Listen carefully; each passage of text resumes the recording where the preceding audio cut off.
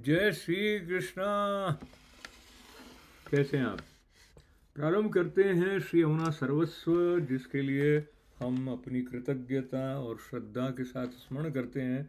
लेखन और संकलन परम पूज्य गोस्वामी श्री द्वारकेश लाल जी महोदय श्री का, जो इस ग्रंथ में है, और उसका हिंदी अनुवाद किया देव किशन जी बिस्सा और सरला बिस्सा जी ने। उसके क्रमिक पठन के क्रम में आज अपना 24वां अंक और 41 पद यमुना जी के उसमें से प्रवेश कर रहे हैं 8वें अंक में, 8वें पद में। प्रारंभ करें। जय श्री कृष्ण। चरण पंकज रेणु श्री यमुने जुदेनी, कलयुग जीव उद्धार कारण, काटत पाप अब धार पैनी। चरण पंकज रेणु श्री यमुने जुदेनी। प्राणपति प्राण सुत आए भक्तन हित, सकल सुख की तुम जो श्रेणी। गोविंद प्रभु बिना रहत नहीं एक छिनु, अति ही आतुर चंचल जु नैनी। चरण पंकज रेणु श्री यमुने जी जु देनी। श्री यमुना जी अपने किनारे पर की ठाकुर जी की चरणारविंद की रज का दान करने वाली हैं। जो रज कलयुग के जीवों का उद्धार करने, उनके पापों को तीक्ष्ण छुरी से काटता हो, वैसे काटती हैं। प्राणपति श्री वल्लभ और प्राण सुत श्री विट्ठल पृथ्वी पर अपने भक्तों के हित करने पधारे हैं। हे श्री यमुना जी, आप सब सुखों तक पहुंचने के लिए निसंडी जैसी हो, मतलब कि सीढ़ी जैसी हो। श्री गोविंद प्रभु तुम्हारे बिना एक क्षण भी नहीं रहते, ऐसी तुम आतुर चंचल नेत्रों वाली हो। इसका विवरण है इस 6ठे पद में। गोविंद स्वामी जी श्री यमुना जी के धर्म गुण बतला रहे हैं। गोविंद स्वामी श्री यमुना जी की लीला द्वारा उनके गुणों का इस पद में निरूपण करते हुए कहते हैं, चरण पंकज रेणु श्री यमुने जुदेनु।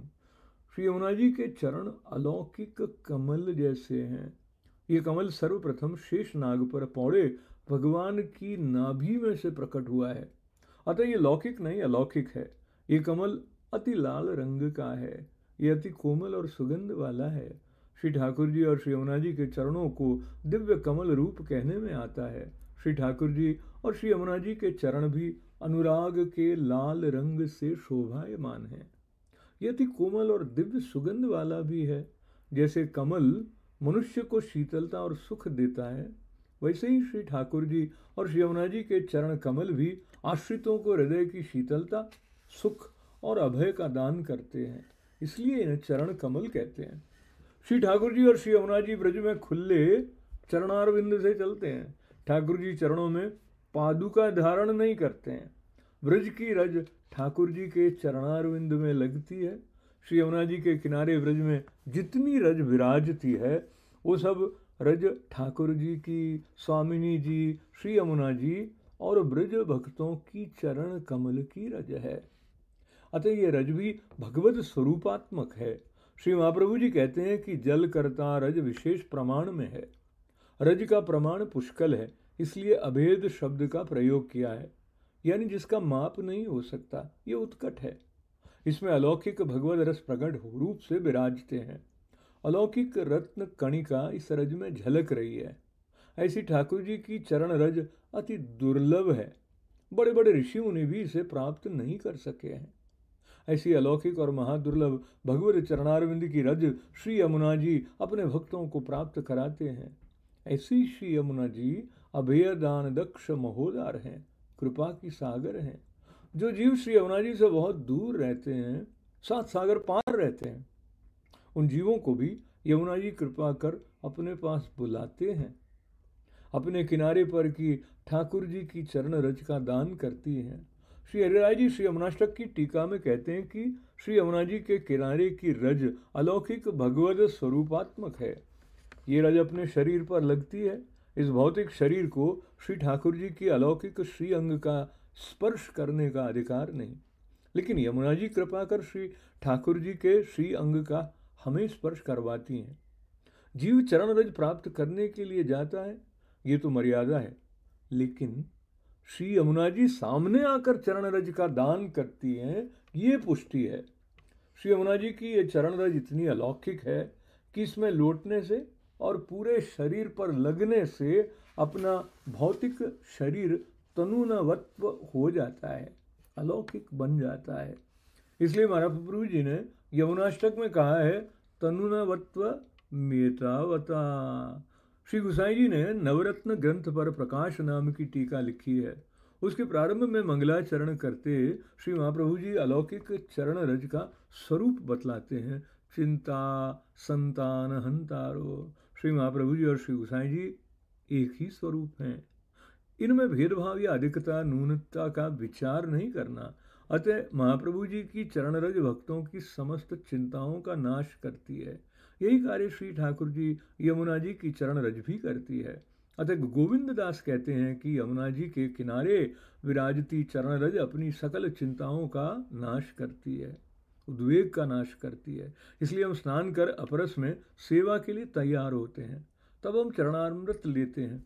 उसमें जो रज है वो श्री यमुना जी की रज है, और जल है वो श्री ठाकुर जी के स्नान का यमुना जल है। ये चरणामृत अपनी लौकिक देह और इंद्रियों को शुद्ध और पवित्र बनाते हैं। परदेश से आए वैष्णव शुद्धि के लिए ब्रज में जाते हैं। सबसे पहले वे श्री यमुना जी की रज लेते हैं। कई वैष्णव ब्रज में जाकर अपने तन मन की शुद्धि के लिए श्री यमुना जी की रज मुख में लेते हैं, आंखों में और हृदय में लगाते हैं। गोविंद स्वामी अपने अनुभव की बात कह रहे हैं कि ब्रज में आने के बाद नित्य श्री यमुना जी की रज मैं लेता हूँ। इसका अलौकिक फल मुझे प्राप्त हुआ है। एक दिन गोविंद स्वामी की लड़की बरसों बाद ससुराल से अपने पिता से मिलने ब्रज में आई। गोविंद स्वामी की बहन के यहाँ उतरी। रोज गोविंद स्वामी अपनी बहन को जय श्री कृष्ण कहने जाते थे, लेकिन अपनी लड़की के सामने भी नहीं देखते थे, बात तो करते ही नहीं थे। इनकी बहन ने एक दिन गोविंद स्वामी को कहा, भाई तुम्हारी लड़की आई है, माँ बिना की है, इसके साथ घड़ी आधा घड़ी बैठकर बात तो कर। गोविंद स्वामी ने कहा, बहन मन तो एक है, इसे ठाकुर जी चुरा कर ले गए, अब इसके साथ बात करने के लिए दूसरा मन कहाँ से लाऊं। मन में ठाकुर जी की इतनी आसक्ति हो गई, ये ब्रजराज का प्रताप है। कृष्णावतार में उद्धव जी ब्रज में आए तब गोपीजनों ने भी ऐसा ही जवाब दिया, हे उद्धव, तुम तप करने, व्रत करने, जप करने को कह रहे हो, इन सबको करने के लिए हमारा मन चाहिए। मन बिना ये सब हो नहीं सकता। हमारे पास 10-20 मन तो है नहीं, एक ही मन है और वो तुम्हारे सखा चोर कर ले गए। अब हम दूसरा मन कहाँ से लाएं? ऐसी दृढ़ आसक्ति ब्रज भक्तों को श्री यमुना जी की चरण रज से प्राप्त हुई।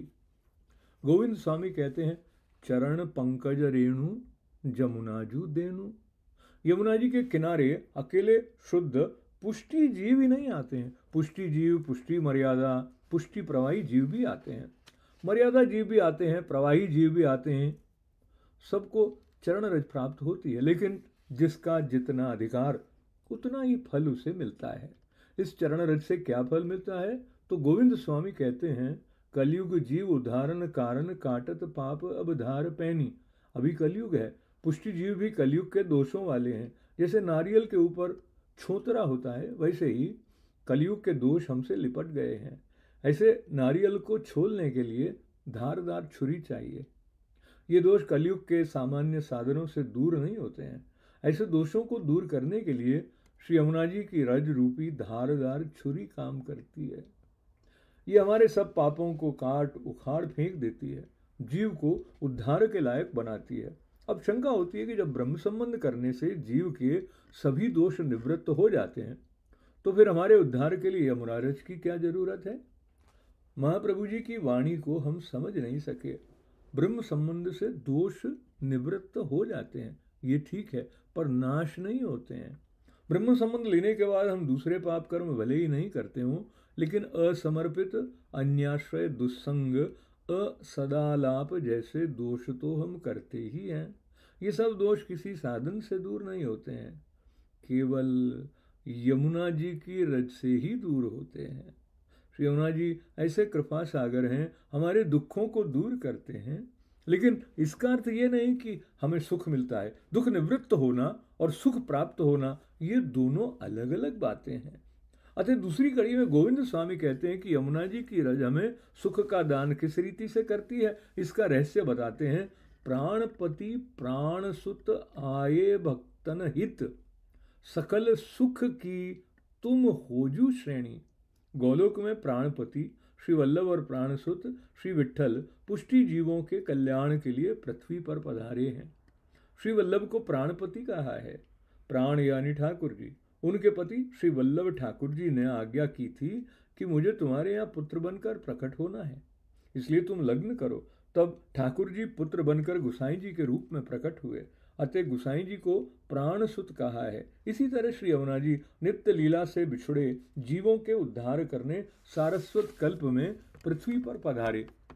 श्री यमुना जी के प्राणपति श्री ठाकुर जी, श्री यमुना जी के प्राणसुत ब्रजभक्त ठाकुर जी और ब्रजभक्तों के आनंद के लिए, उनके हित के लिए यमुना जी पृथ्वी पर पधारे। आज भी श्री यमुना जी के शरण में आने वाले पुष्टि जीवों को सुख का पर्वत चढ़ने के लिए निसंडी यानी सीढ़ी रूप हैं। यमुना जी की कृपा से इस सीढ़ी से चढ़कर पुष्टि जीव भी ठाकुर जी और उनकी अलौकिक लीला का सकल सुख प्राप्त करते हैं। श्री महाप्रभु जी ने भी यमुनाष्टक में श्री यमुना जी को सकल सिद्धि हेतुम कहा है। इस तरह ठाकुर जी रूपी संपूर्ण सुख देने वाली श्री यमुना जी हैं। श्री ठाकुर जी इनके प्रियतम हैं, लेकिन यमुना जी स्वार्थी नहीं है। ठाकुर जी को अपने वश में रखकर केवल स्वयं सुख मांगे, ऐसा स्वभाव उनका नहीं। वे अपने भक्तों को भी इस चरम सुख का दान करती हैं। गोविंद प्रभु बिना रहत नहीं एक छिन्न, अति ही आतुर चंचल जु नयनी। श्री गोविंद स्वामी कहते हैं कि ऐसे श्री यमुना जी बिना ठाकुर जी एक क्षण नहीं रह सकते। श्री यमुना जी नित्य संयोग का स्वरूप हैं। श्री ठाकुर जी को कभी भी विप्रयोग का अनुभव नहीं होने देती। मनुष्य के गुप्त भाव उसके नेत्रों द्वारा प्रकट होते हैं। यमुना जी के चंचल नेत्रों के दर्शन कर हमें स्पष्ट प्रतीति होती है कि श्री यमुना जी के हृदय में अपने भक्तों का उद्धार करवाने का भाव उछल रहा है। उनके नेत्र अति आतुर हैं, अति अधीर हैं। अपने जीवों को प्रभु के सन्मुख ले जाने की इनमें अत्यंत आतुरता है। ये नेत्र चंचल भी हैं। हृदय का आनंद नेत्रों में आ जाता है, तब नेत्र चंचल बन जाते हैं। श्री हनुमान जी आनंद स्वरूपा हैं, श्री यमुना जी आनंद स्वरूपा हैं। श्री ठाकुर जी यमुना जी की विनती स्वीकार कर जीवों को कृपा का दान करते हैं, तब यमुना जी के नेत्र आनंद से चंचल बन जाते हैं। श्री गुसाई जी ने भी श्री यमुनाष्टपदी में श्री यमुना जी के अलौकिक नेत्रों का बहुत सुंदर निरूपण किया है। गुसाई जी कहते हैं कि श्री यमुना जी के मात्र 2 नेत्र नहीं हैं। इनके जल में जितने कमल खिले हैं वे सब श्री यमुना जी के नेत्र हैं। दिवस में काल नेत्र हैं, रात्रि में श्वेत नेत्र हैं। इन नेत्रों से ये अपने ठाकुर जी को रिझा रहे हैं।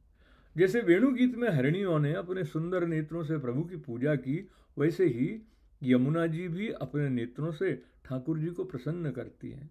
ऐसे श्री ठाकुर जी, ऐसे श्री यमुना जी हमें अपने चरण कमल की रज का दान करती हैं। इस पद में यमुना जी के मनहारी रूप का निरूपण किया गया है। श्री यमुना जी भक्तों का अर्थ पुरुषार्थ है। तो इस प्रकार से ये जो 8वां पद है उसका समापन होने के साथ साथ आज के जो हमारे 24वें अंक है इसका समापन करने की अनुमति आपसे लेने के अलावा आपको बहुत बहुत आभार धन्यवाद के साथ में बहुत मंगल कामनाएं। श्री कृष्ण शरणम ममा, श्री कृष्ण शरणम ममा, श्री कृष्ण शरणम ममा। वल्लभाधीश की जय, श्याम सुंदर श्री अम्बे महारानी की जय, आज के आनंद की जय। जय श्री कृष्ण।